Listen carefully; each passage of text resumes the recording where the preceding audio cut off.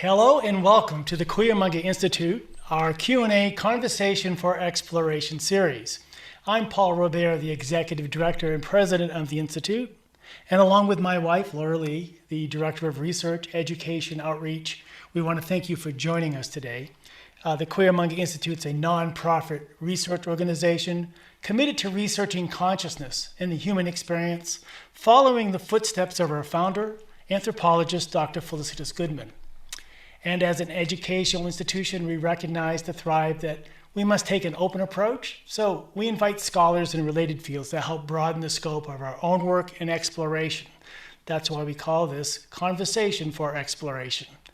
And on these Sunday discussions, we've had a full spectrum of topics, from the arts to the sciences and everything in between. And you're welcome to visit our website at cuyamagainstitute.com. All of these presentations are free, and as a nonprofit, we invite you to become a supporting member. And for those of you that have become members and are part of the community, we continue to say thank you for supporting the mission of the Cuyamaga Institute. What is our relationship to sound, to music, even the simple beat of a drum? Going back into the beginning of the human story, drums appear, across the planet in archaeological excavations from the Paleolithic, Neolithic times all the way forward. They found one drum excavated in Moravia that was 6,000 BCE. In China, they did drums. They found alligator skins that were stretched as back as 5,500 BC. There's iconography from Mesopotamia, Egypt, Greek, Roman cultures showing the use of drums in religious ceremonies and cultural gatherings. We know that the Aboriginals, the clapping sticks, hollowed out logs in Africa, provide a deep resonant sound that accompany ritual dance. The clapping of hands, and then the rattle, of course. So we know that this is a worldwide phenomenon. Ancient Egypt had rattles they used for funeral rites to simply signify the regeneration of the afterlife. We know rattles are used sacred in the Native American cultures. So, well, the bird bone flutes that were found, right, even in the Paleolithic, go back. A bone can last a lot longer than the softer materials of a skin drum or wood. And we've even talked to researchers about xylophones made of stone in a cave in France. Mm-hmm. So I know that the hard materials of early instruments last, the softer materials don't. So these instruments probably go so far back, farther back than we have the actual physical evidence. And so in what drives us as humans, that all of a sudden we hear sound and we stop and listen, and all of a sudden it resonates with us. It's like, are we looking to find a connection to the pulsing of the universe? Maybe there's some kind of subconscious honoring of the beating of the heart.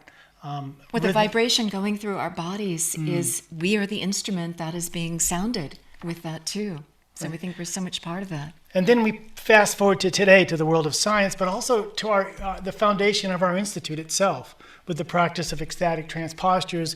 And Dr. Goodman found that there is a sound induction component that's important for us to make this transition from this ordinary reality into an alternate reality experience. Well, and around the world, traditions are using sonic driving. It goes so far back. So what in today's world, and what science can tell us, can show us what we've known all along experientially, comes to today's topic. And that is why we have invited a member of our community, a member of our community host program, and a recent graduate with his MA in ethnomusicology, and that is Lawson Malnory.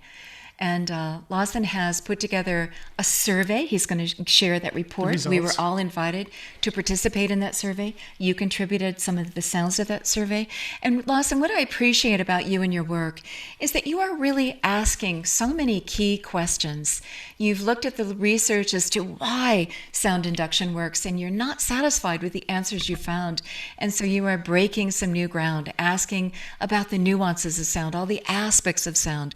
What really is it about it that really pushes us over and into altered states? So I really appreciate you're very fine-tuned as a musician yourself and as someone with a ear towards this. And you have also said joining this community and joining the experiential aspects of this work has also helped you with fresh insight. And then some of the conversations we've had, especially with anthropologists Christine Van Poel and Fred Smith and more. So welcome, Lawson. It's great to have you here today. And I know you've got quite the slideshow for us. Well, first of all, introduce yourself, and let's start from the beginning. Tell us a little bit about what brought you to this. Okay, yeah. So thank you for that introduction, and I'm really happy to be here today, giving this presentation. And I'm really happy to be part of the community with the Institute. And actually, it's kind of interesting that you mentioned Dr. Pilch and the interview that you did with him, because it was one of his articles that I read very early on into my master's career here at ASU that introduced me to the Cuyamangay Institute. He had written about kind of some of his insights that he'd gleaned about how trance states work and how music might interact with them. And he mentioned the work that he did with the Cuyamangay Institute. And I thought, hey, that sounds like the perfect people that I should go look up and find out more about what they're doing. And so I did. And then I've been coming to the weekly Saturdays at least twice a month, I think, since last October, and it's been fantastic. And now being part of the community host program, it's an awesome community, and it's a really exciting work, and I'm super happy to be here doing it. So thank you. Well, we're equally as excited because you've taken on a role that's really necessary for us to further the work of Dr. Goodman. It's something that we all have talked about and discussed, but who's going to pick up the baton and help us push this work forward and understand the impact of sound and the impact of sound induction, and what does that mean, and what is the parameters and all of that. What are the special qualities to it, and how does it work? So how did you get to be a musician and then decide ethnomusicology was your path in life?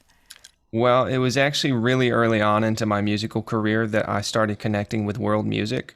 I started as a formally trained musician, I guess, when I was in 6th grade back in middle school. I just joined the band. But then very, very quickly after that, I encountered this summer camp that a bunch of the teachers there were members of a Dallas-based world percussion ensemble called D-Drum.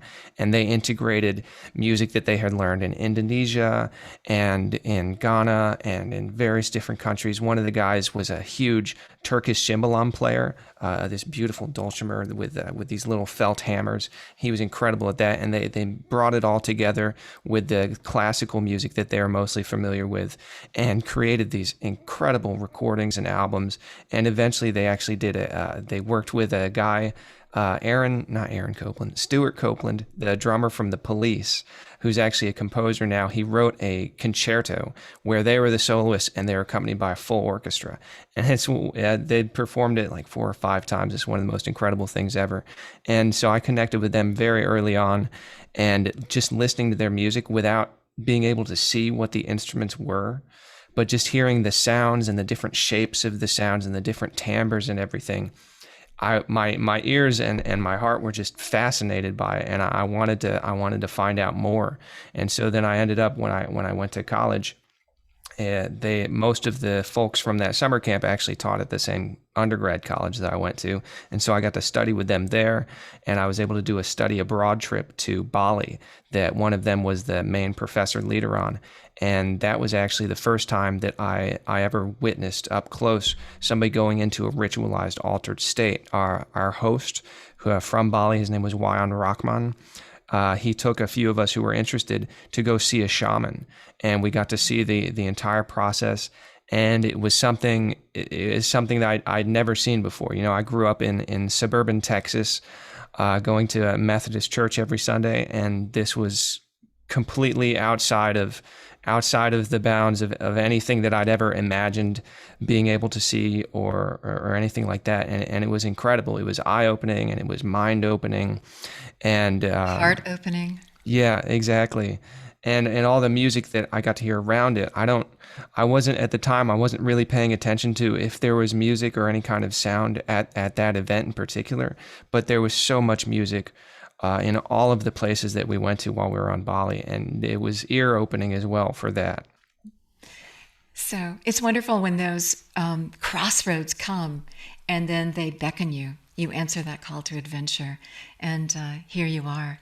So, well, Well, I mean, just purely, I guess there's something about rhythm, sound, and music that compelled you from a young age, and you immediately wanted to follow that as a path. And investigate it further. So tell us about the survey that you put together. Tell us about your mission as an ethnomusicologist, what you hope to accomplish, and then the survey. Can I just back up just a moment Sure. before we go too far? Because just to set the stage for you a little bit, for those of us who are less familiar with the work of the Institute, and that is that in exploring the work of the Institute, we know that there is a rhythmic percussive sound at a specific beats per minute that seems to open up this alternate experience. There's all kinds of research on the level of the neurophysiology, the brain, but we know just from the pure experience that something's happening. And from that, we have a lot of questions like why this happens and what's the foundation of all of this. And you had the same clues and questions in coming and joining us, and you said you wanted to take it a step further, that if that can induce a trance state, what kind of sounds can be used? What other kinds of sounds? What is being used? Because if you look at worldwide traditions, whether, like I mentioned, the clapping of the sticks or the rattles or the drums, the pounding on a log, whatever that is, what is it? Where did this all come from? And there's quite the what's range. The foundation of that? Yeah, I mean, going to Australia, we'd be seeing Aboriginal elders sitting by the side of the road in a green patch and using their clapping sticks and singing, and really going into a state. I mean, there's so much that can drive us into that state. Yep. Yeah. And there's so many different types of sounds. I think you were touching on that a little bit, but Yeah. there are the ones like the percussive sticks, like you have right there, and then they're on what seems like a completely different side of the sonic spectrum. There's that giant drum that you have behind you. Yeah. It seems like it would make a completely different type of sound. And then there's in Bali, for example, they have the gamelan instruments, which are these sets of gongs of different sizes that are typically made of brass, and they play these beautiful melodies on them. And in Bali, it's kind of like a unison melody group going up with this rhythm back and forth, almost kind of like something that would be in a symphony orchestra here. But in Java, they also have gamelan, and there's a bunch of different types of gamelan. But the Javanese and Balinese are two that are pretty popular outside of Indonesia as well. And in Javanese, there's like a kind of like a slower background, and then there's some higher paced ones that build on top of each other, but it's very tonal and it's very complicated. But it's definitely not the same thing at all as the percussive sticks just going at the steady tempo. But both of those completely different types of sounds and whatever else you could call them. Both of them are very effective at helping people get into these altered states and helping people maintain them. And So is it different frequencies, different sounds send us to slightly different lanes in the altered state spectrum? Is it that even ASMR, which you'll talk about, people that is like a thing now. It's going to arise. You can take all the knowledge of the past away, and we will still find our way there because it works, right? So it's so many interesting questions, but go on. Yeah. Well, so the first step that I guess I took into answering those questions that you were asking, do the different sounds get us into different lanes, or different sounds have kind of a different impact once you're in this state? Those are questions that I think are pretty far off, because at this point, I don't think anyone's been able to really explain why does sound have an impact at all. And there's been a lot of research on that, and I'm pretty early on in this presentation I've got set up. I'm going to do a little bit of a review of what some ideas that have been shared. So I'll go ahead and start the presentation now with a quick screen share. Does everybody see that beautiful, beautiful text on the screen? Good job. We do indeed. Thank you. So that's my whole presentation. Bye. Just kidding. Thank you. So as we've been discussing the problem, in the scientific method sense, the problem is that there are numerous traditions worldwide that have ritualized altered states of consciousness where they utilize some kind of sonic stimulation or a sound to support these altered state experiences. And I'm using the word support here because a lot of the times when I've talked to folks about sounds inducing a trance state, they react to that as if inducing means that you hear the sound and bam, you're in trance, no matter what. And so if the sound induces somebody, then everybody who hears the sound should be entering that altered state, according to the perspective that a lot of people have had when I've been discussing this. So I've been looking more, or I've been trying to use the word supporting more than inducing, because if the sound's supporting it, the person somebody who's not in the altered state can be listening to it, and that's fine. But somebody who is in the altered state, it's kind of I guess more, it seems to me a more accurate word, because the state that they're in, the experience that they're having, is being supported by by the sound, but they're not being forced into it necessarily. And there's a lot more factors that go in to actually induce it. It's a wonderful distinction. Yeah. Exactly. And the whole ritual process, like you guys have developed, all of those different factors support this state that the person is entering. And so then the question is, why is sound effective at supporting these experiences? Are some more effective than others? Do different sounds put you into different lanes of experiences, like Laura was asking? And one of the questions that's most interesting to me personally is, how did the early practitioners of ritualized altered states of consciousness come to understand this correlation between sound and ASCs? Or if this correlation, it turns out, just doesn't exist beyond the mind, if it's purely a psychological thing, then how did they create that correlation? And so these are some of the questions I was hoping to, that I'm still hoping to answer as I continue to do more research. But this survey is just the very first step. And here's the background I was going to tell you about. Some prior research folks have done into this and ideas that have been given. And there will be some overlap between this and the presentation that's coming up in January that I'm not sure if that's been officially mentioned yet, but we're going to go more in depth onto how timbre might support altered states of consciousness then. So I'm going to try and not be too comprehensive in the information today, so that there's still some more new stuff to share later. But always have more. Yeah.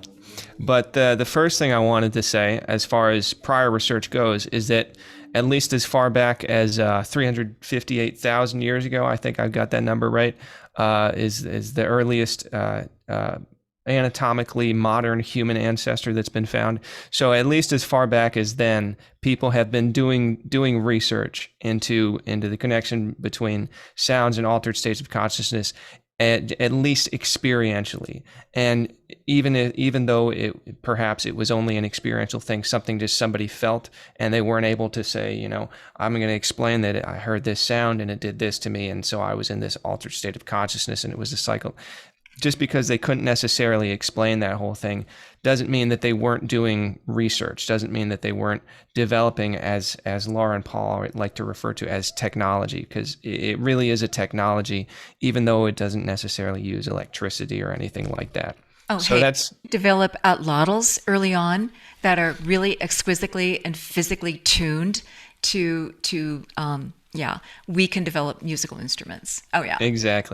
Exactly. So that's the earliest research, but the rest of the research that I'm going to refer to is stuff that was written and published by European and American researchers, and the stuff that I've been able to get access to and read and learn about what they were doing. And so the first one I mentioned here is back in as early as 1912, there's this Encyclopedia of Religion and Ethics, and there are some articles about the origins of drums and cymbals and gongs and bells. And in those articles, they kind of hinted on this potential relationship that they were noticing is very common, wherever there are bells and gongs, there seems to be some kind of religious connection. And the same thing went for drums and cymbals. Mm-hmm. And then in 1938, a researcher tried to argue a direct line of evolution from the drum to the Western European bell. And I'm going to point out that that's what people call problematic, because it seems to start from the assumption that whatever the Western European instrument is the most highly developed of all of them. And that's an incorrect assumption to make, just because just because, well, there's no reason to assume that, honestly. And so trying to argue that the drum is this more primitive version of the bell, that was a bad thing to do. And fortunately, it didn't get a whole lot of traction, that argument. But I wanted to point out that was one way of thinking that people were doing back then. And then, of course, in 1951, Shamanism came out, and it was in French at the time, but that is a huge book that I think Dr. Goodman was definitely aware of and looked into. Oh, yeah. And then in 1960, Dr. Goodman first visit to New Mexico, and she began building on the land that is now the Cuyamaga Institute facility. She began building there in 1965, if I'm not mistaken. I saw that in Where the Spirits Ride the Wind. Beautiful. And then in 1966, between then and 1967, there were 2 articles that came out where people tried to argue a relationship between what they called percussion and what they called transition, which was mostly rites of passage. And one of the researchers, Rodney Needham, also talked about situations where somebody would be welcoming a dignitary from a different village or from a different city or location. They would also have some sort of percussion involved in that. And the problem with that argument was that it's not really clear what percussion is. I mean, it's sort of clear to somebody who grew up in the European American society context, and especially if there's somebody who was trained to be in an orchestra, it's like, oh, percussion. Yeah, it's everything that's not strings and brass and woodwinds. That's percussion. But that's not really a term that has any specificity when you're trying to look at a global context, because they don't have percussion instruments in Indonesia. You can kind of retroactively apply that term on top, but the instruments were not developed with the idea that, okay, these are percussion. No, these are the gamelan instruments. Mm-hmm. And percussion is just a European term that has been put on top of that. So trying to argue that percussion, this very much arbitrary European term, has this connection with rites of passage or with transition, it doesn't work. It needs to be more specific. Like, what about these percussion instruments? What about their sound? Is there something not necessarily tangible, but empirically observable, perhaps, or something verifiable about the quality of their sound that allows them to have this connection? I appreciate the nuance of your look, because we need to get outside of our purely Western perspective to really see beyond it. Right. So, Exactly. And so I think that they were onto something. I think there is a kind of a connection there, but they needed more. They needed more experiences. They needed more research, and they needed to really hone in on what exactly the sound quality is. And then 1977, Dr. Goodman's first experience with trance postures at Denison University. And I think Paul's going to talk a little bit more about that later on today. Her experiments really covered a decade, but that's when she got very formal about it. Yeah. And then 1980, Music and Trance, the Gilbert Rouget book comes out, and he actually responded to those articles from 1966 and 67 in that, saying that he wasn't convinced that there was a real connection there. And I think some of his arguments were basically similar to mine, that it's just not specific enough what they're trying to argue. And at the very end of his book, he said, there is no mystery regarding music and trance. There is no mystery to it at all. Or if there is, then it lies in the trance state itself as a special state of consciousness. And that's in the final paragraph of the entire book. So that's the big idea that he wanted to leave people with. And the research actually has gone in the direction of trying to understand psychologically and neurologically what are these altered states, what are people experiencing, and what is happening to people when they have these experiences. And some of the research, of course, has been Dr. Goodman. And in 1988, she collaborated with researchers at the University of Vienna, and Munich. The one in Vienna was specifically in 1988. I found the citation for that one online, and she did some important research into how the brain waves, what happens then, and what happens with the beta endorphins and the stress chemicals in the body, and that was all around that period.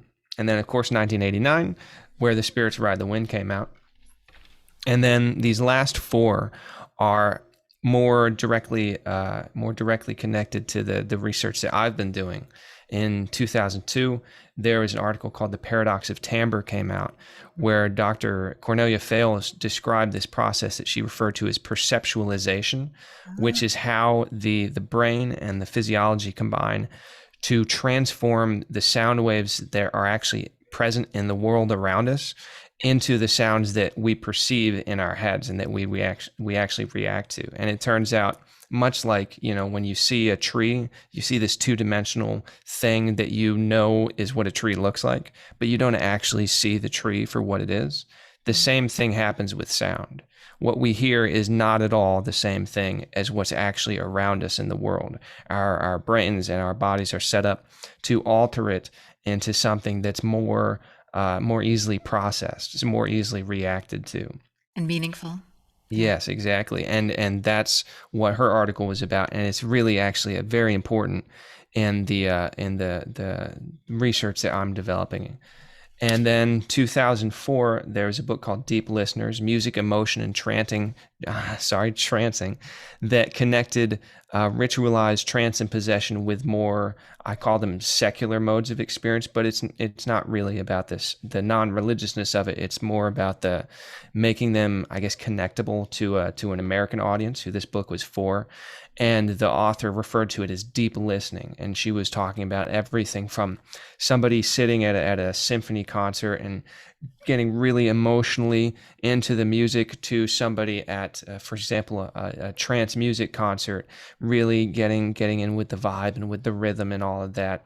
And she was arguing that perhaps those are a similar type of experience as to what trance and possession might be, but just not as intense. So maybe there is some kind of a spectrum of experience.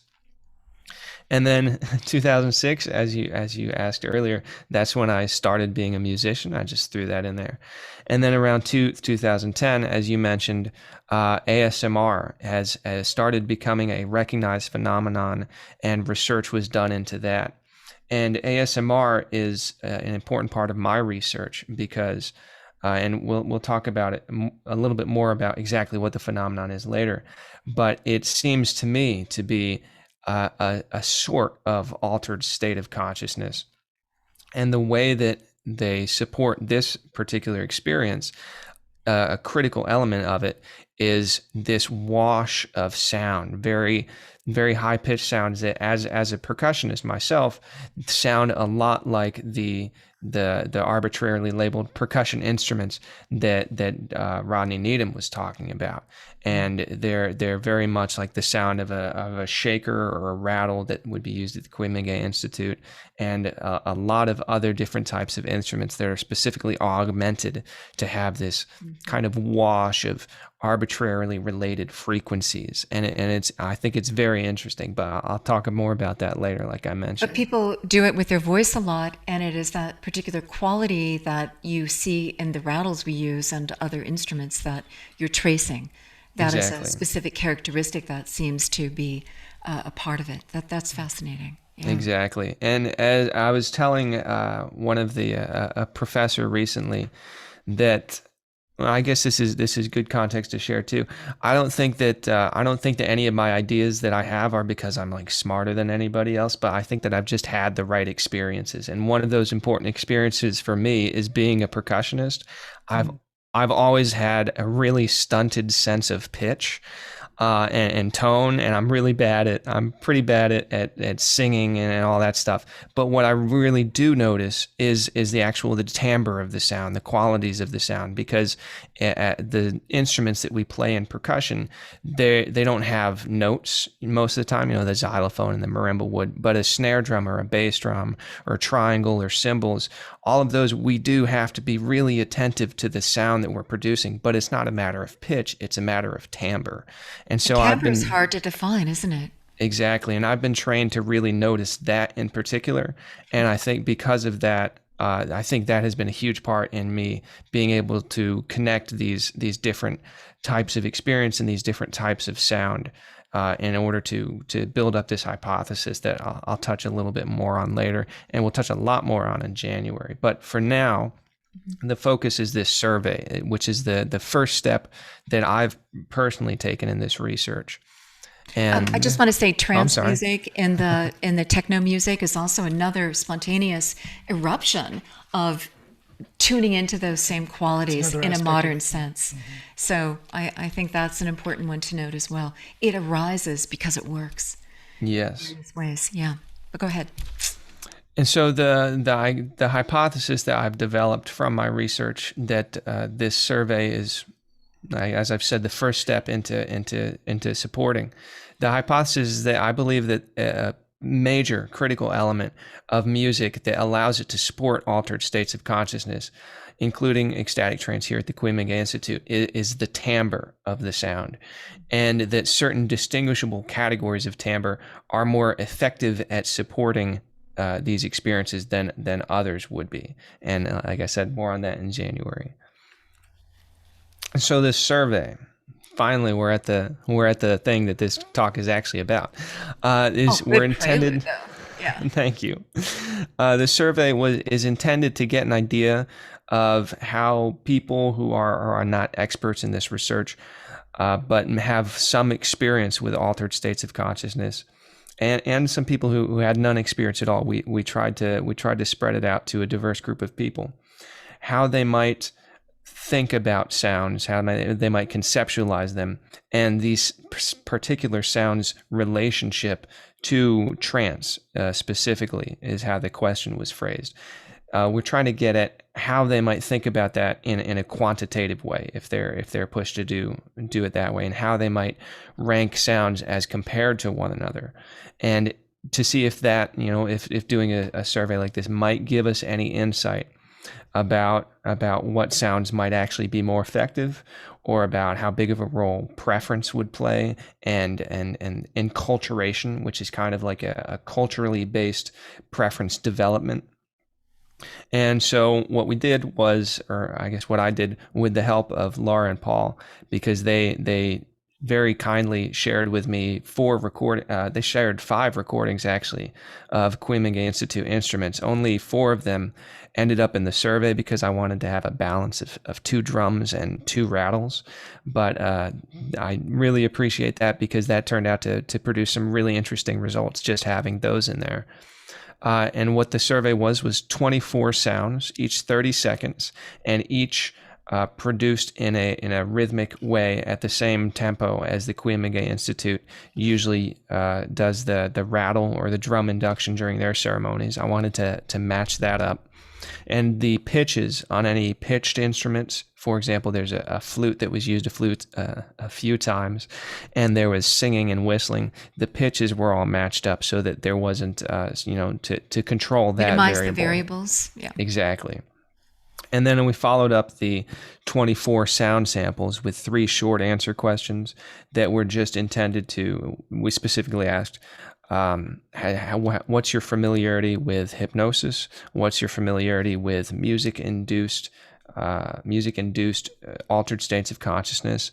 And then what's your familiarity with ASMR? Just to get, in case there were any people who had some very strange ratings that really stood out, maybe there would be some explanation of that in those short answers. And there was actually some really interesting insight that came out in the short answer, particularly about one of the sounds that I brought in from the ASMR world. And I can talk about that in a little bit. We ended up with 33 fully completed responses, which is a little bit less than we were hoping for, but still plenty to get some really interesting information. And I think I owe most, if not all, of the fully completed ones to the Queen Mingay Institute's help, because they were allowed me to promote it in a couple of the Wednesday sessions and the Saturday sessions, and they put it on the website. So, as you see at the bottom of the screen, a big shout out to Laura and Paul for all of their help and for providing those sound samples. And now I've got a few examples of the sounds that we used in the survey, and the idea with how we went about picking the sounds is I wanted a lot of rattles because people at the Queen Institute are familiar with rattle sounds, but I wanted some that sounded markedly different from the Queen Institute rattles and others that sounded pretty similar. So, for example, one of the ones that I used, this Hosho down here, it's a rattle from Zimbabwe that's used to accompany Mbira music among the Shona traditions, and it's made of a little gourd. And I have it sitting next to it. I did a couple minutes ago. Ah, here it is. Yeah, it looks like this. Just a nice gourd instrument. And this is just where they covered up the hole where the seeds were put in after it was dried out. But here's what the actual sample sounded like on the survey. And now I've got sound shared, but I'm not sure how loud it will be. So everybody be ready to adjust your volume on your own devices if it's too loud or too quiet.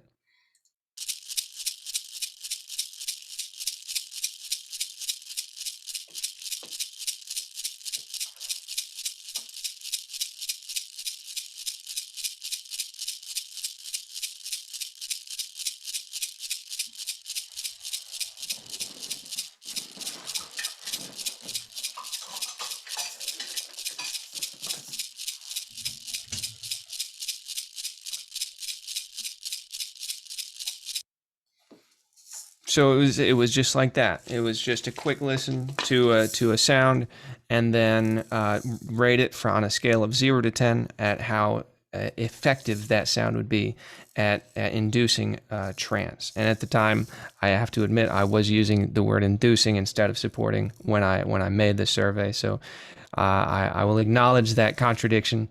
But I think the results would have probably ended up the same anyway. And then here's another example of a sound that I used, the pineapple shaker. It literally just looks like a pineapple, but this one is a much more delicate sound. It's a smaller instrument with smaller seeds inside of it.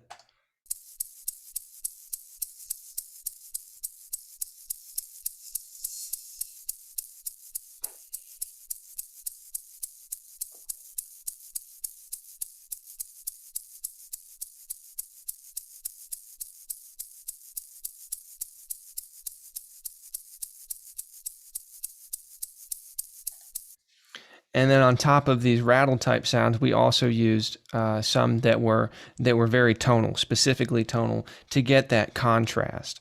And one of them was a flute that I have that I think is kind of similar to the one that Paul uses for the farewell after ritual ceremonies.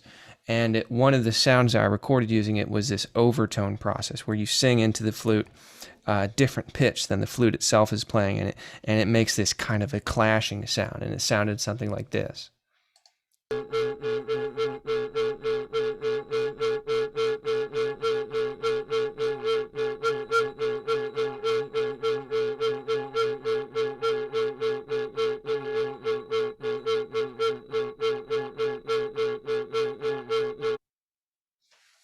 So that's a few examples of some of the sounds we used. As you can see, there was whistling, there was some singing. Here's one of the Kuyamanga Institute's rattles. Here are the drums and the other rattles. And now on the next slide, there's going to be the big reveal, right? Where you'll get to Tell us what gobsmacking is, though. Well, okay, I'll tell you that now. I'll go ahead and tell you that now. So that is the sound that I brought in from ASMR.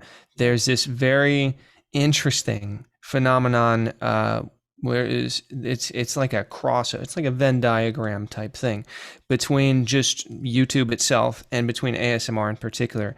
And it started out, as far as I can tell, in Korea, where it's called mukbang. It's a portmanteau of the words for eating and broadcasting put together, mukbang. And that term refers to videos that are the subject of the video is the camera's just on the host and they're eating while they do their show. And often they'll do it live or they'll do a recording and they'll just talk about something while they're eating. But that evolved into this subset of ASMR that is all about, it's just somebody eating on camera for 30 minutes or 15 or 20 minutes or maybe even an hour, and they just eat as much crunchy or lip smacking food as they can so that you get a bunch of chewing noises and mouth sounds. And some people hate it, other people love it. And so I wanted to bring a sound kind of like that into the survey to see how people might respond to that one in particular.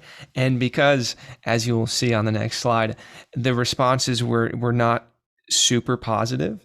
Because of that, I didn't want to include that as one of the samples I played today because it might make some people uncomfortable. But suffice to say, gobsmacking in this case was just me literally smacking my gob over and over, not like punching it, but like that, imitating a chewing sound at the same rhythm as the Cuyamonga Institute rattle would have gone, for scientific purposes.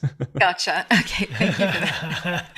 In the name of science. Exactly. Push the seams of the envelope and really have a wide spectrum. I appreciate that. Yeah. And so on the next slide, you will see the average rating that each sound received from 0 to 10 among the 33 different respondents, and they're going to be ranked from lowest to highest. And in fact, I'll go ahead and tell you now, they're already ranked from lowest to highest on this chart. But on the next slide, you will see the actual numbers that each received. And wait, let's do a drum roll or a shaker roll. Boom. Oh wait, there it is. I'm sorry. PowerPoint messes me up sometimes. So as I said, here's the average rating that each sound received. Gobsmacking, the one that you were just referring to, absolutely the lowest, way down at the bottom there. And then towards the top, and this is why I thought was very interesting, the 3 highest rated sounds were all from the Cuyamonga Institute. The 2 drums and then one of the rattles were at the very top, right next to each other. And to me, that indicated that personal preference and enculturation, as we were mentioning, is a huge part of how people responded to this survey, because there were a whole lot of folks, as I mentioned, who had participated in Cuyamonga Institute rituals before, who did this survey and would have heard these sounds before. And as you might expect, those were the ones they picked. And I think it's really interesting that I don't know that they necessarily recognized, hey, that's one of the Cuyamonga Institute sounds. But if they didn't consciously recognize it, it seems like a lot of people did unconsciously and voted those at the top. And so that's really interesting. And it actually pairs, or it actually runs parallel with something that was in that Paradox of Timbre article I mentioned by Dr. Fales. She talks about how timbre, in particular, of all the different aspects of sound, timbre is almost always processed pre-attentively, as she describes it. What does that mean exactly? It just means that you, in the very literal sense, that you don't pay attention to the timbre as you process it. All the brain recognizing the different aspects of timbre come before you actually pay attention. And I think from my reading and my research and my interpretation of her article in particular, that sounds to me the same as it being as it being processed subconsciously or beyond what you guys refer to as the monkey mind. Because the monkey mind is what would attack the sound and say, okay, what is this sound? What am I hearing? And would pick it apart. But instead, it's being processed before you pay any attention to that. So if the people who had participated at the Cuyamonga Institute before, and then took this survey, if they recognized those sounds, it would have been subconsciously anyway, because that's how we process timbre, or it would have been pre-attentively, and they wouldn't have recognized, oh, I'm voting for this one because it's a Cuyamonga Institute sound. It would have just been an instant reaction sort of thing. Like when you're playing on train tracks and you hear a train horn and you don't stop and think, oh, it's a train horn. I'm on train tracks. I should get off. No, you just get off right away because there's a train coming and you're on the train tracks. I think it's a similar thing that happened. People heard the Cuyamonga Institute sounds, and without even necessarily realizing it, they picked those as really effective because they knew that it would work because it had worked for them before.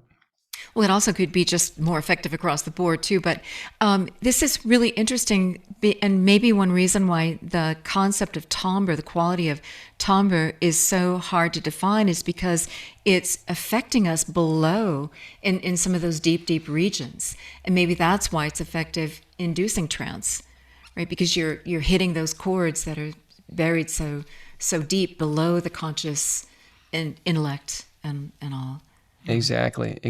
And if, as you guys so often say, one of the important things that you need to do during the ritual process is quiet down the monkey mind.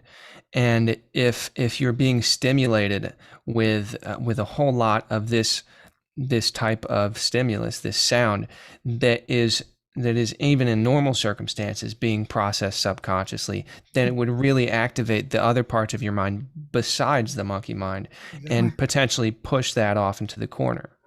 Right. And we say park the intellect and the doubting mind off to the side. Allow this other part of you to come forward and dance on the stage. It's being called forth by these qualities of sound because it hits you on that level. And there's something that's fascinating. And like Lawson's saying, there's also this aspect to it that the sound itself seems to occupy that part and allows this other avenue to open up. The sound itself is feed that aspect so the other part, very interesting. Exactly. Yeah. And the other, in fact, statistically speaking, the only super interesting number that we got out of here, I think they're all pretty interesting, but in the realm of statistics and good scientific methods, there was only one sound that really stood out, and that was the gobsmacking, in fact. And so I ran a little basic statistical analysis, and I based that on the idea that if these people the survey participants went in and just flipped a coin every time they rated a sound, or they flip a coin 10 times, and the number of heads they get is the rating that they give the sound. If they just did that for every sound, then the average of every single sound in a perfectly organized but still perfectly random situation, every average would have been 5, because you would get you'd get heads half the time.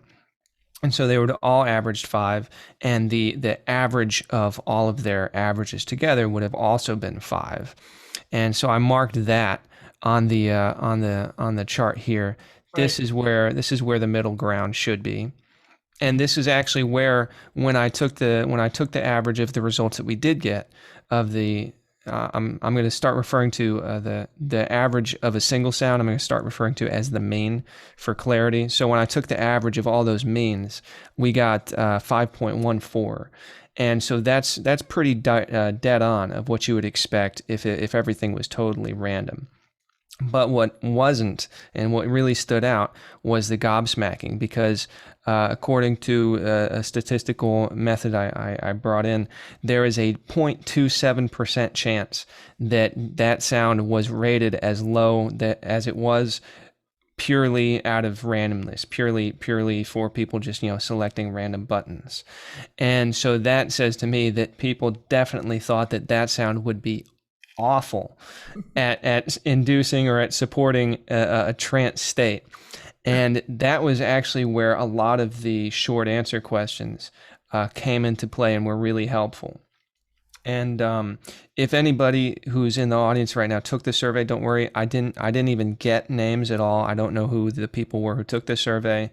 I didn't get any personally identifiable information, and so none of that will be shared, but I am going to mention just a couple of things that the people said in the short answers, specifically about ASMR and this gobsmacking sound. I got one person who said that they had friends at work, some colleagues, who used ASMR, and they thought it was interesting, but that they thought that mouth sounds of any kind were just dreadful.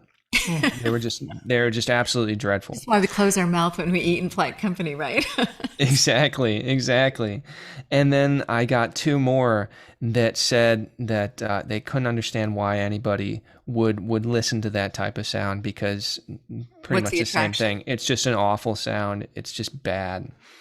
But then there was one in particular that really stood out, that they said that they felt claustrophobic whenever they heard a mouth type sound. And that's another part of the reason why I didn't use that as a sample today. I didn't want to cause that for any. I did not want to torture anybody, but that tells me, I believe, I'm not a trained psychologist, but if somebody has that intense of an emotional reaction to a particular type of sound like this, I think it definitely says that they're feeling that sound subconsciously.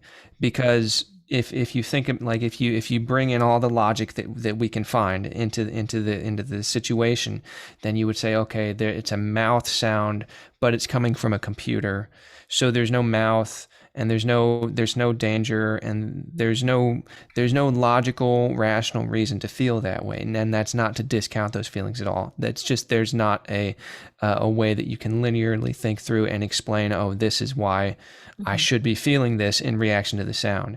And since that's not there, since there's not a rational explanation for it, or a logical, it's got to be a subconscious reaction that's happening. There's got to be some kind of association with that sound that is causing, or sounds of that type, that's causing such an immediate and intense emotional reaction to a sound that in a real sense poses no actual danger and has no reason for them to react that way. It's an alarm call, but it does show the power of sound to convey and hit our emotional centers. Exactly. And I think that definitely hints at why sound can be so important in supporting these kinds of states.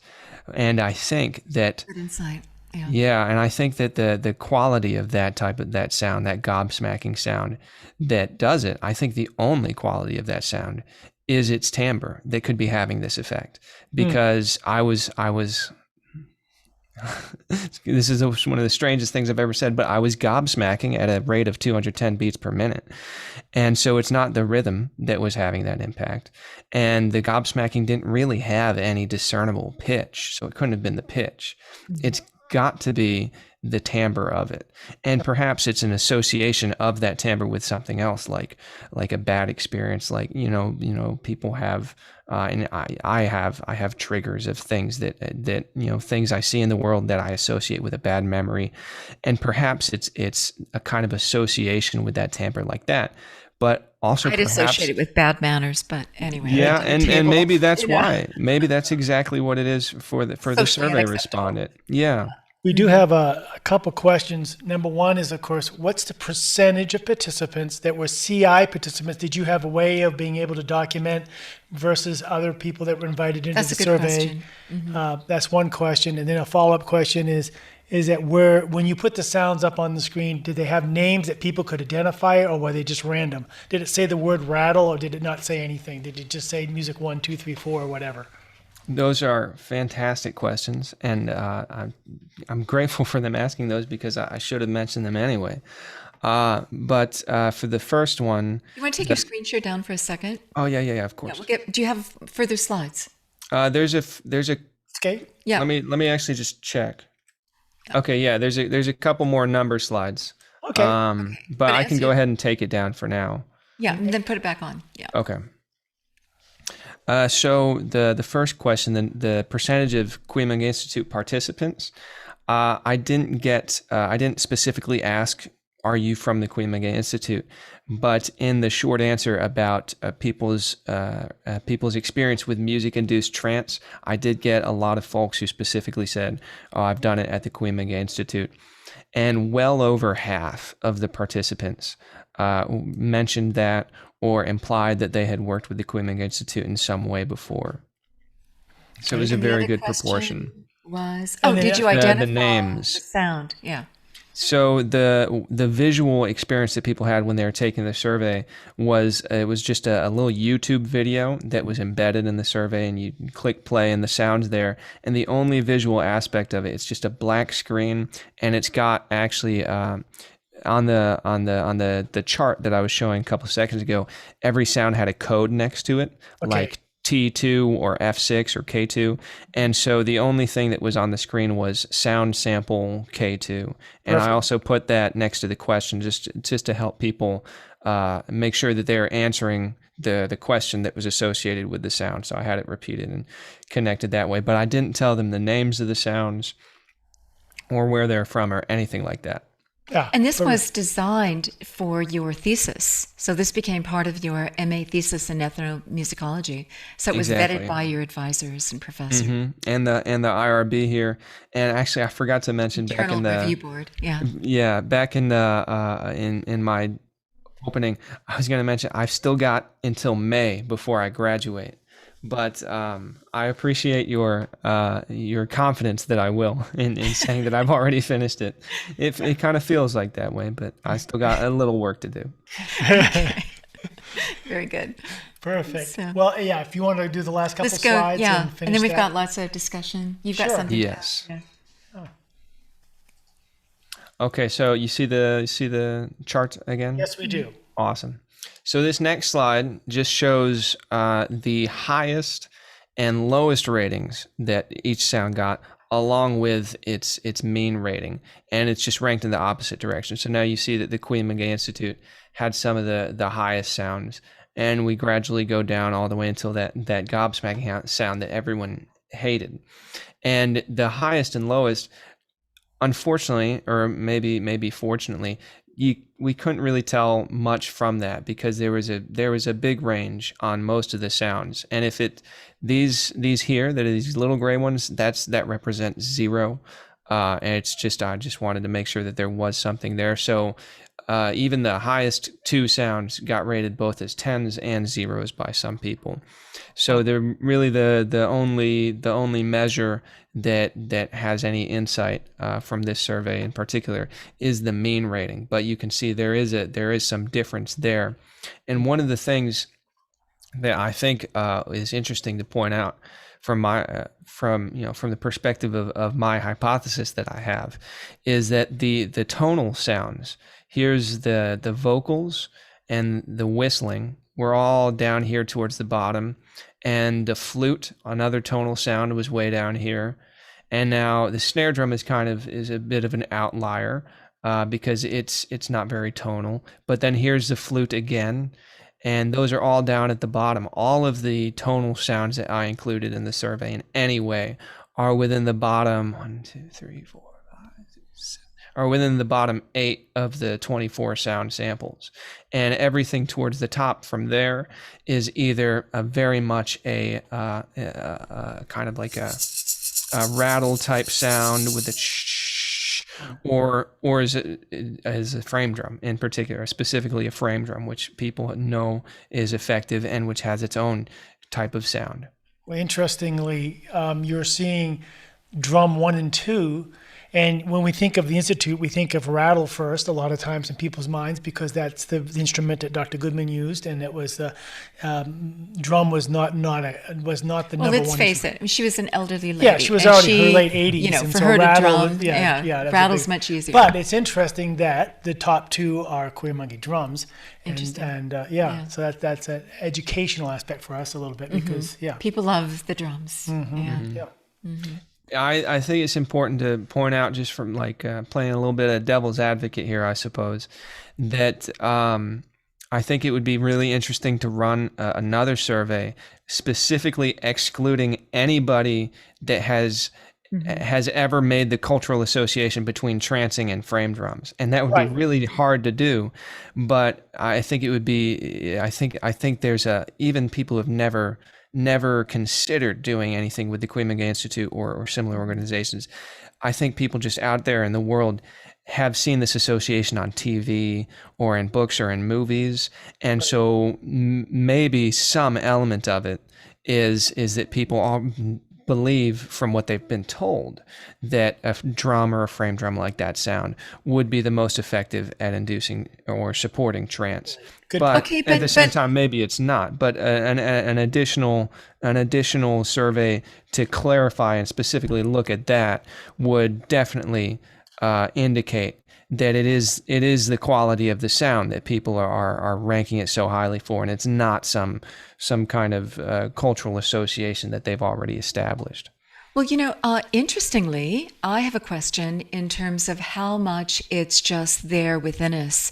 People talk about the drum as the heartbeat of Mother Earth. People talk about the drum as I feel the vibration go through my body.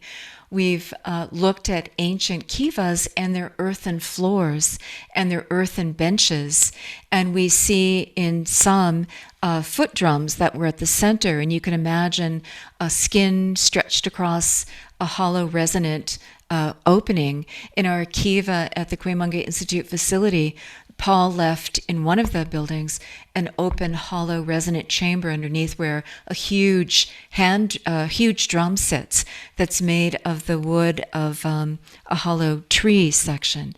And so you can feel the vibration when this thing is going. It vibrates you. You are the resonant chamber within you. It drums you. And so I think there's that quality as well. And I've often wondered why a rattle, let me just play our instrument rattle for a moment. Why a rattle soothes a child, right? And so I think there's additional qualities, as you mentioned, but why that is so soothing to us. And you can compare it to a strobe light, right? Or the watch of a hypnotist, back and forth, or a strobe light.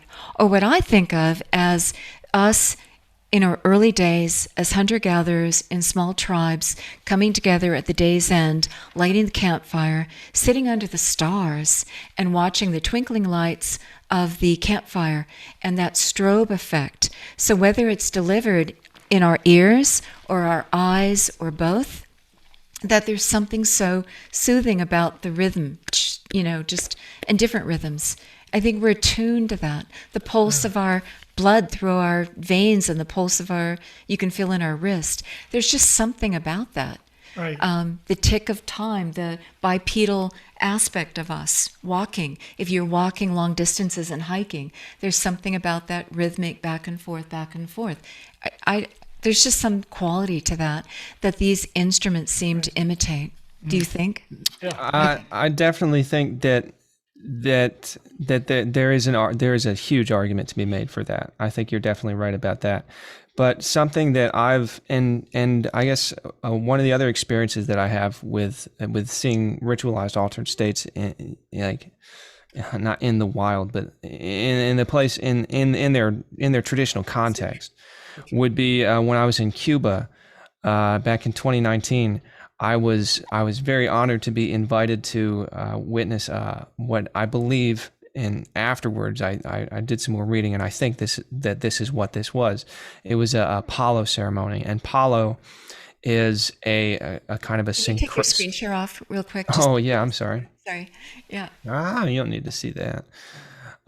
Palo is kind of a syncretized religious system that is a result of people from the area around the Congo being kidnapped into slavery and taken into Cuba.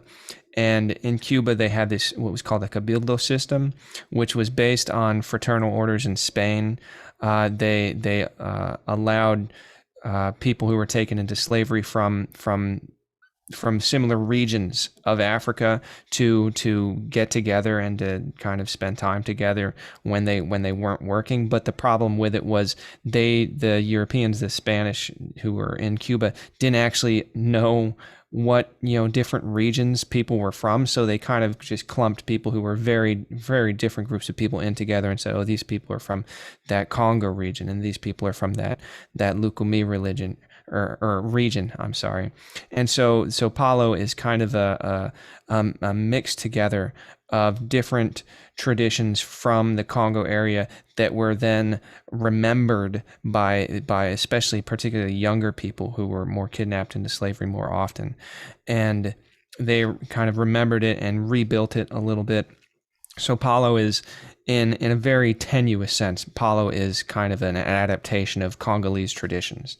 But I saw a ceremony in Cuba where a couple people got possessed, and they were using 3 drums and 3 cajones, wooden drums, box drums, that they were playing in the not in the flamenco or the contemporary church music style where you sit on it and play the front, but they were more kind of tubular drum shape, played vertically with a head on the top. Oh, cool. And it was very loud and it was very intense, and it was very intricate rhythms that they were playing.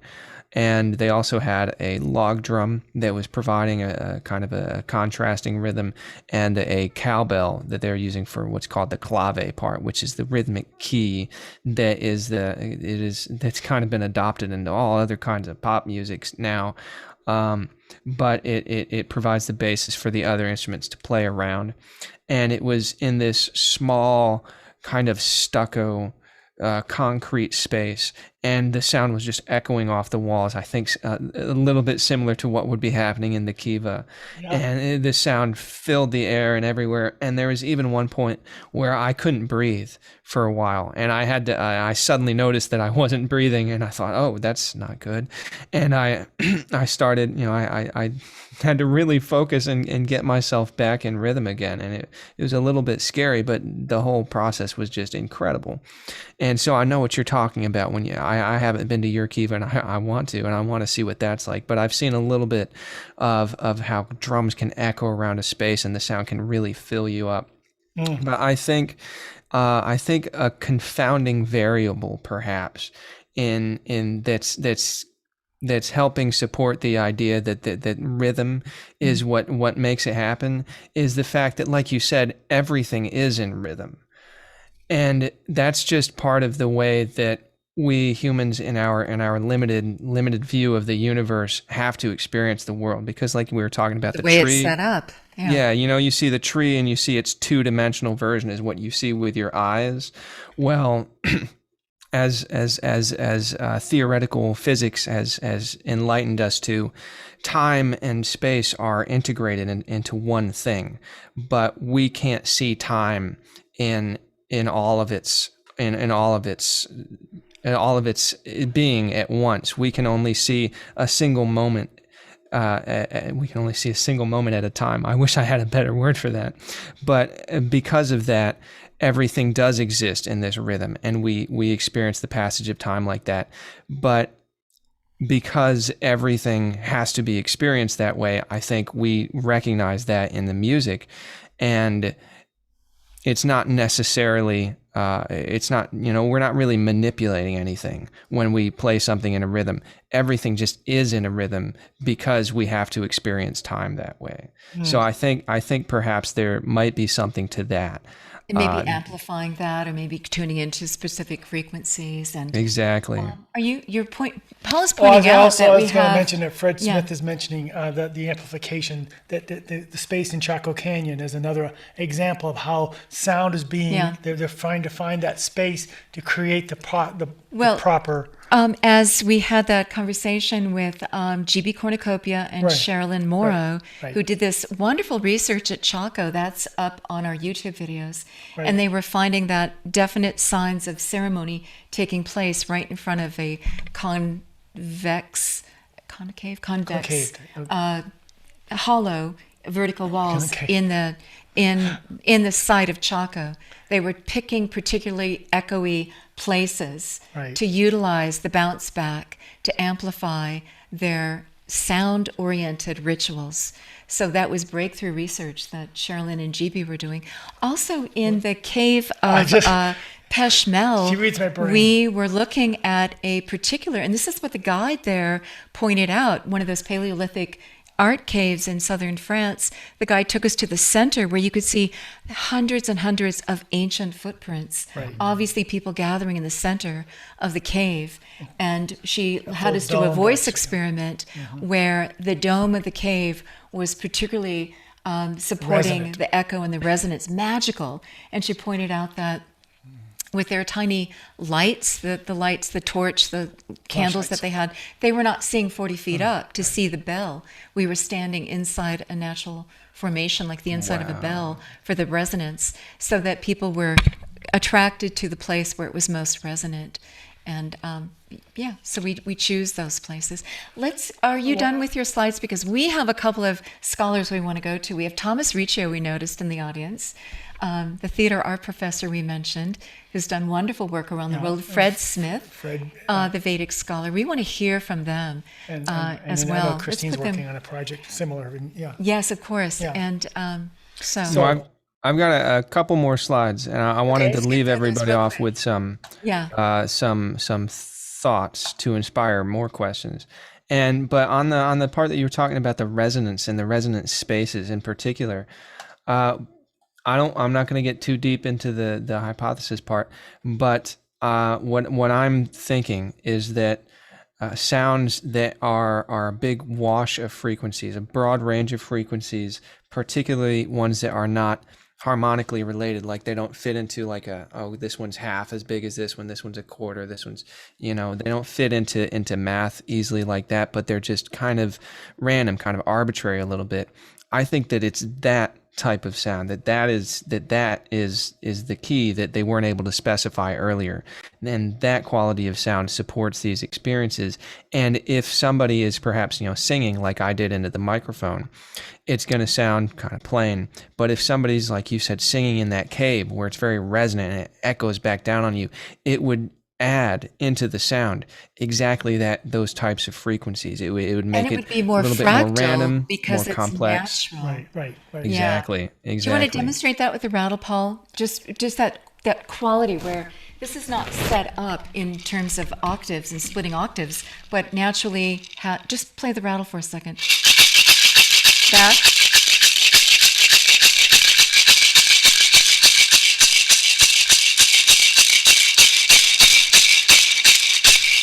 I think that's the quality you're talking about, where you have multiple sounds that are not harmonically perfect, but they're, Yeah. Exactly. And I've got a couple of examples of sounds on this next slide, if I'm in the right place. Yes. Okay. So here's just a few different sounds that I wanted to play a little bit for everybody and encourage them to think about, basically like it's the survey. Would this be trance-inducing or altered state-inducing for you? Just so I'll play a little bit of each one, and everybody just think about, what do you hear? What does this sound make you feel? Do you think that the sounds have anything in common? Do you think they're all completely different?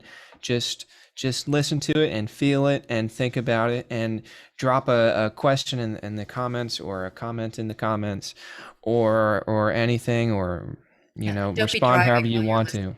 Yeah. No, hopefully none of them will do anything that dramatic. But I'll start with a Chukchi shamanic ritual is from a Russian film called Pegdemil I found on YouTube.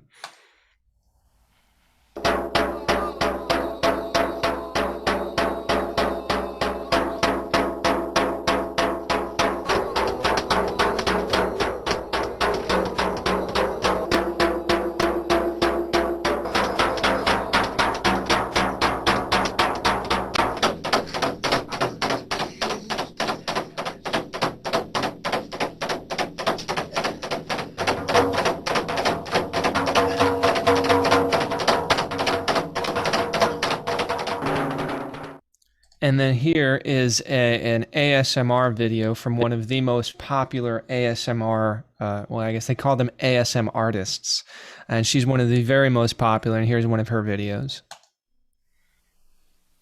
Hey, my name's GB. Welcome in. I heard you're not the most decisive person. Well, hopefully this exercise is going to help put you in a more decisive mindset.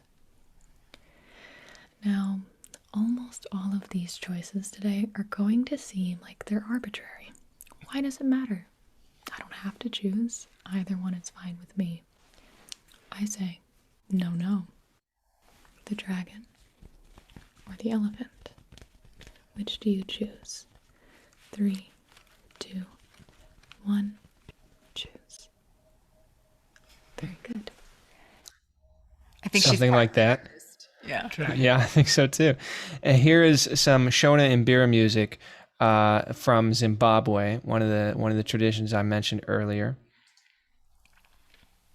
And they're playing a song called Nyama Ropa, which means meat and blood.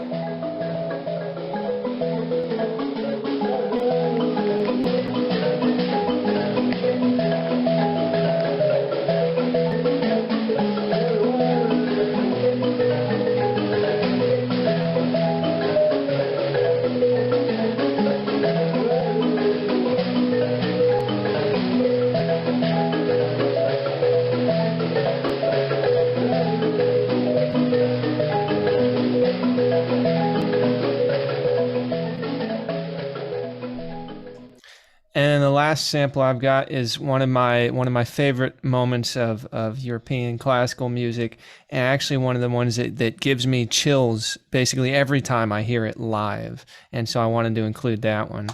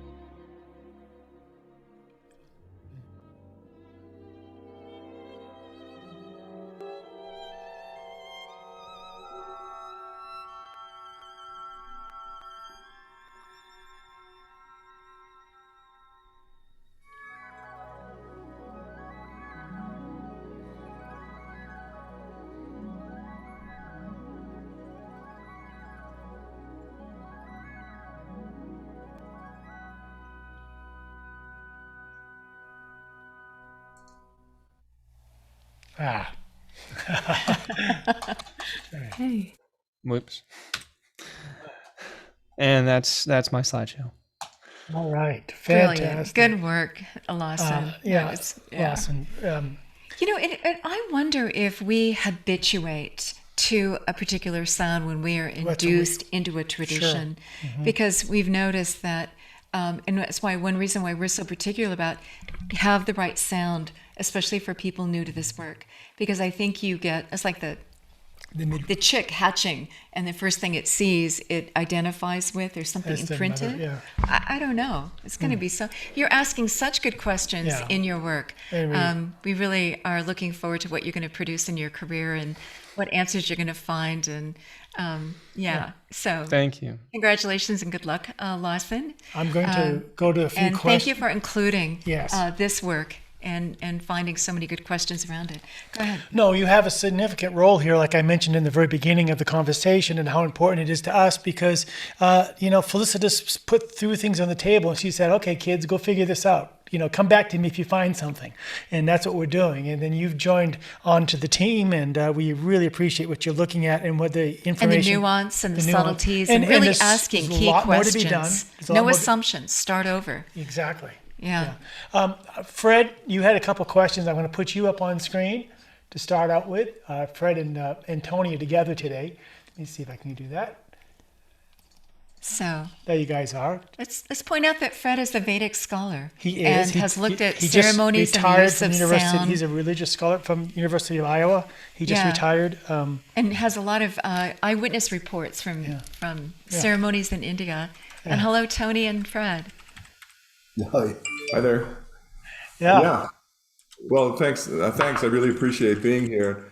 I love Lawson's work. I mean, it's remarkable, and all I can do is just add a footnote or two. But I can't really put up any slides or music, even though I have it prepared, because it's like the message here is about rhythm, timbre, like that. And I guess I just had a question or two for Lawson. I think that kind of along the lines of what Laura Lee just said at the end, which is about cultural predispositions, because everything that you've played and everything that probably most of us, if not all of us in the room, really relate to as far as the generation of ASCs is music that we've been trained in, music that we've been brought up in.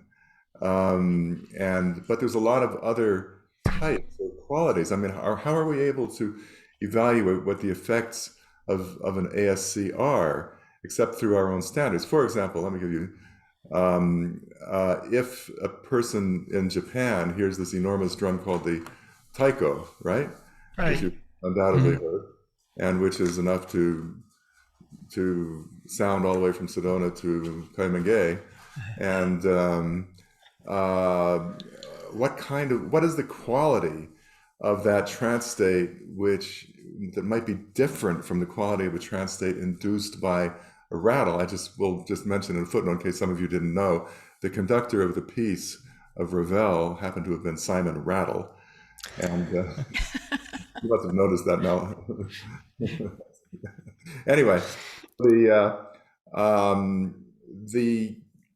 or if there's music that most of us really have a hard time getting into, for example, Chinese pentatonic scale. How can we appraise, evaluate, or understand what the kind of difference in timbre that kind of altered state of consciousness might be? Or, and the third example, as I'm kind of a bird guy, as most of you know, and people send me all sorts of bird stuff. And among them, several years ago, was an audio tape of a punk group called Hatebeak, and it was like a mixing together rhythmically of a jackhammer and a squawking African gray parrot. But the birds respond to it. Yeah. And people seem to have liked it and got off on it and got some kind of ASC response to it. I wonder if we're even in the beginning stages of recognizing what an ASC is, how to evaluate it, what the kind of emotional sensibilities are behind any of them, whether it's love or disgust, or like the gobsmacking, or the call to war, or anything. I don't know. Have you looked into this? Yes, a little bit, and that's like the big question, honestly, and that's what makes it so difficult to do research into this in particular. You can't really just say, okay, well, here's an Mbira from Zimbabwe, and then here's this flute from Texas, and compare the two of them right up against each other and say, well, they got this kind of similar sound, because, like you said, preference matters so much. And we get these preferences developed by association with things, or just by getting used to the sound, just by hearing it a lot. I mean, for me, for example, with the gobsmacking type sound, I used to also think that was not effective at producing ASMR. The first few times I looked at that stuff, I was like, this makes me uncomfortable. I don't like hearing people chew. Like even with people who I'm like pretty good friends with, if I'm sitting with them, having a meal, I don't want to hear them chewing. I want to tone it down. I want to turn it out. But after seeing a few different times, seeing this eating type of ASMR video, just a couple months ago, when I was working on my thesis and looking up some so I could see their view counts and just demonstrate that this stuff is really popular, I turned it on, and within seconds I had full on ASMR from it. So I was able to kind of change my preference. I had initially thought, I don't like this sound, this isn't good. But after being exposed to it a few times, I was able to I guess get past whatever my discomfort with it was, and get the full experience from listening to it. What do you define And as the full experience? What is that? What are the hallmarks of that? Well, with ASMR, there's a few different things that some people get this, some people get that, but one of the big ones that is pretty much universal is this scalp tingling, this head tingling sensation that you get that can go down your spine and can radiate out to different parts of the body. And if you've ever been listening to a piece of music, or even if it doesn't even have to be music, it's the exact same A thing. babbling brook, right? Well, a babbling brook couldn't actually do the ASMR, but what I was going to refer to was this thing called frisson, which it happens a lot when people are listening to music. Particularly, it's kind of associated with classical music because it's a French word, French music. It's kind of in the same area. But what it is there's just this moment where you just get this deep sensation, and I think what it is with frisson is kind of like an endorphin burst. But for me, it's the exact same feeling I get with when I have frisson listening to music. It's the exact same feeling I get as when I'm just kind of going through the world or reading a book and I see this something that demonstrably proves to be absolutely true, something that I felt to be true, without being able to explain it. If you've ever had a moment like that, yeah, and you just get this, and your body just feels good. That's the same thing as the frisson. Yeah. And it's a very similar feeling to what ASMR is, except with the frisson and with that spontaneous moment, it's a big rush and then it's kind of gone. But with ASMR, it's less intense, but it persists. I have a question for you then. It's something that's kind of gone past me, and if it's gone past me, then I suspect as a professor, I know that if it goes by one student, it goes by other students. And that's that what exactly is an ASMR, and how does it correlate with ASCs? So ASMR itself is basically defined as that kind of tingling sensation from various sources. Like it doesn't have to be with a YouTube video. It can be with something else, but the main hallmark they look for to say this is an ASMR experience is this tingling sensation. And there hasn't been from what I've seen, nobody has gone in and convincingly said, this is an altered state of consciousness. But there's kind of two, not necessarily workarounds, but there's two ways to make that, I guess, somewhat irrelevant, the fact that nobody's argued that. And the first one I would say is that I think altered states of consciousness it's an effective term, but it makes it seem like it's almost a binary, like you're in or you're out. Mm-hmm. And the way that people have talked about and conceptualized consciousness in general, the conscious mind and the subconscious, or the rational mind and the monkey mind. Well, I'm sorry, rational is the monkey mind. The rational mind or the monkey mind, and whatever is else, or attentive and pre-attentive.